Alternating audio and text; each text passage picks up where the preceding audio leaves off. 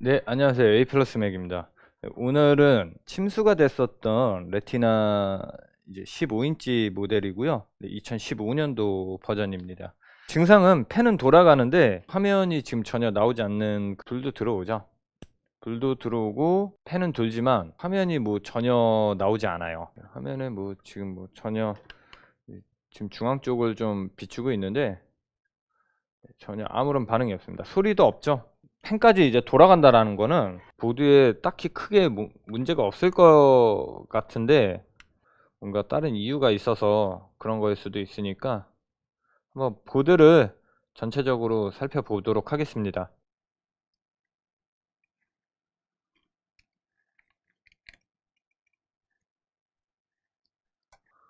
제가 근데 세척하기 전에 좀 봤었었는데 얘가 SMC 쪽에도 살짝 침수가 됐었던 흔적이 있었거든요. SMC가 이쪽인데 여기 보면 이렇게 조금 이물질이 아직도 조금 묻어 있죠.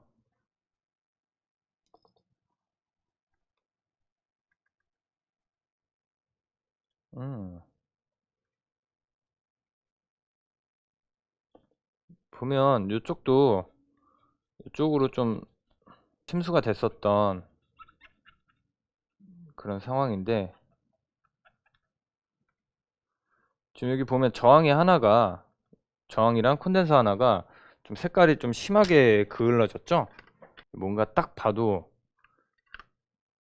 딱 콘덴서가 색만 딱 봐도 뭔가 죽은 것 같은 콘덴서처럼 보이는데 한번 얘가 어떠한 부분에서 어떤 역할을 하는 부품인지 한번 확인을 해볼까요?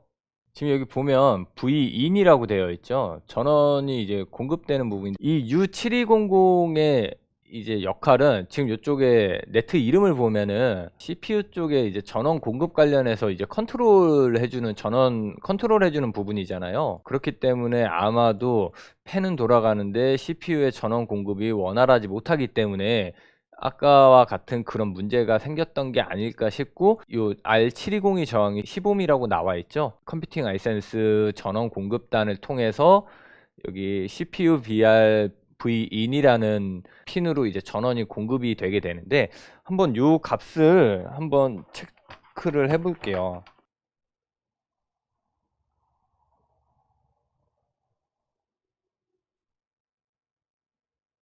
네, 지금 화면에는 안 보이겠지만 측정을 하는데 그냥 계속 OL이에요.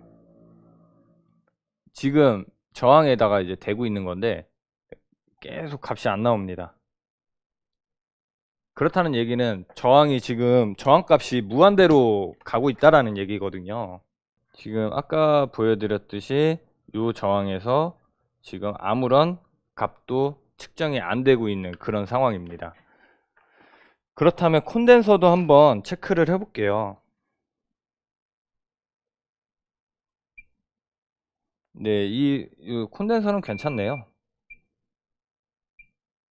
콘덴서는 쇼트가 아닌데 지금 이 저항이 문제니까 한번 이 저항을 한번 갈아보도록 하겠습니다.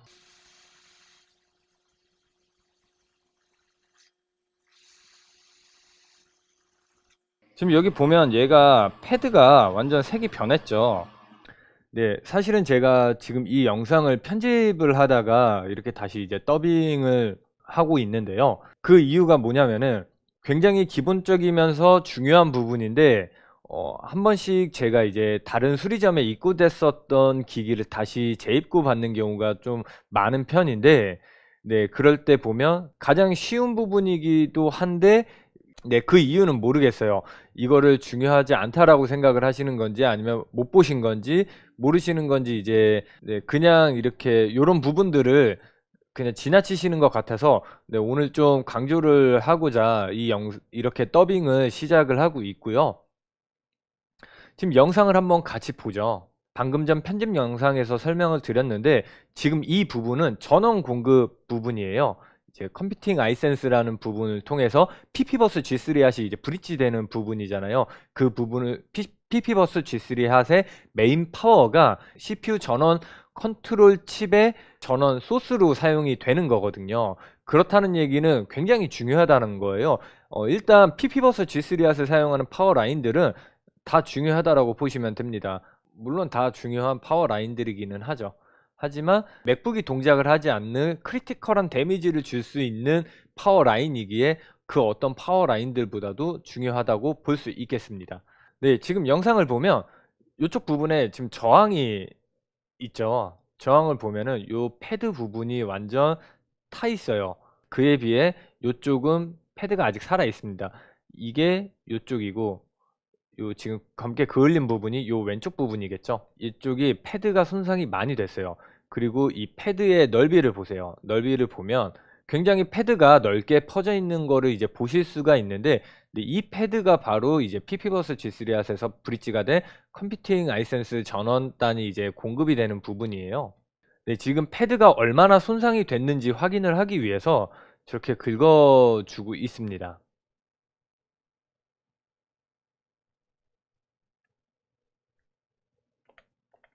네, 지금 패드의 상태를 보면은 굉장히 심하게 손상이 되어 있습니다. 뭐 물론 다 손상이 되어 있지는 않아요.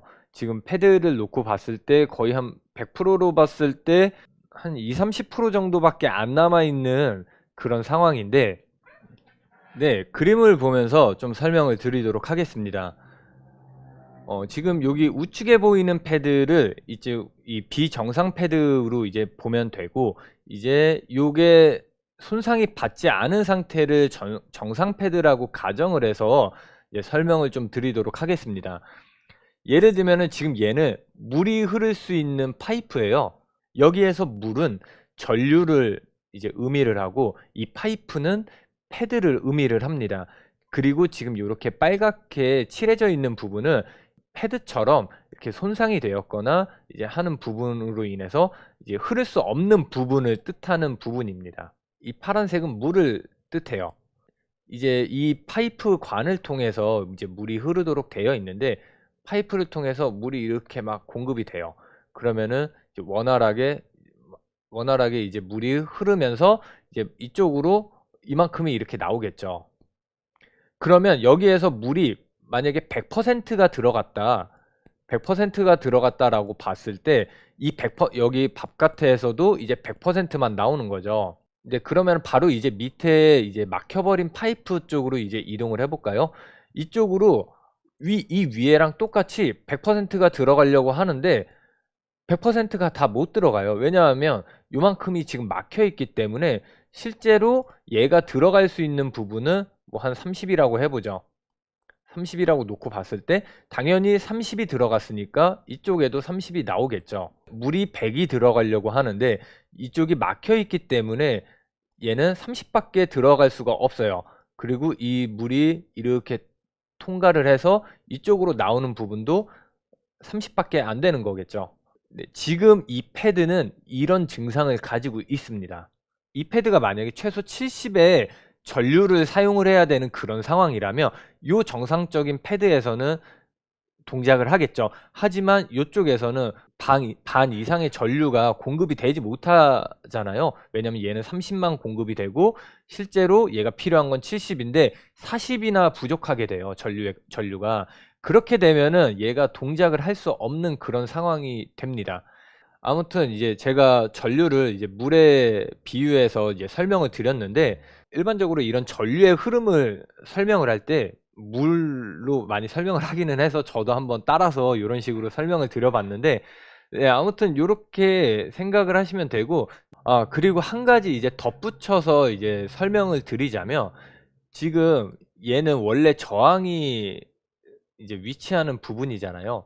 그렇다는 얘기는 이 저항 값에 따라서도 이 물의 양을 결정을 할 수가 있어요.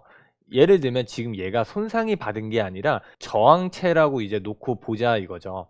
예를 들면 얘는 저항값이 이제 100kΩ이 되는 거고, 뭐 얘는 뭐 한 10옴 정도, 말 그대로 이제 저항체잖아요. 이제 전류의 흐름을 방해를 한다라고 이제 볼 수가 있는 건데, 10옴이라는 거는 이제 그만큼 전류의 흐름을 방해하지 않기 때문에 이제 100에 물이 들어가면은 거의 손실 없이 뭐 100이 나온다. 뭐 이런 식으로 설명이 되겠고, 예를 지금 밑에처럼 100kΩ이다라고 놓고 봤을 때는 전류의 흐름을 많이 방해를 해서 이제 뭐 100이 들어가면은 30이 나온다던가 뭐 40이 나온다던가, 그러니까 필요에 의해서 결정을 할 수도 있는 부분이라는 거죠. 네, 요렇게 이제 수리를 마무리를 해서 이제 출고를 했고요. 전류의 흐름이 굉장히 중요해요. 예를 들면은 뭐 이제 패드는 멀쩡한데, 뭐 아까 이제 마지막에 이제 설명드렸다시피 저항값이 이제 변한 거에 따라서 이 전류가 흐름이 이제 전류가 제대로 흐르지 못하거나 하면은 이제 오동작을 할 수 있거나 아예 안 켜지거나 할 수 있는 그런 상황이 될 수 있습니다. 디지털 기기에서는 이제 전류의 흐름을 측정을 하기도 하는데요. 전류가 얼마나 많이 흐르는지 적게 흐르는지를 판단을 해서 뭐 전류가 많이 흐르면은 뭐 이제 동작 속도를 뭐 낮춘다든지, 뭐 온도가 높을 때도 전류의 사용량을 낮춘다든지, 기기의 클럭 같은 거를 이제 다운시켜서. 네, 아무튼 이번 영상이 좀 수리하시는 분들에게 좀 도움이 많이 되셨으면 좋겠습니다. 네, 이번 영상은 여기에서 마무리 짓도록 하고요. 네, 다음번에 또 다른 영상으로 찾아뵙도록 하겠습니다. 감사합니다. 이 영상이 도움이 되셨다면 좋아요와 구독을 꼭 눌러주세요.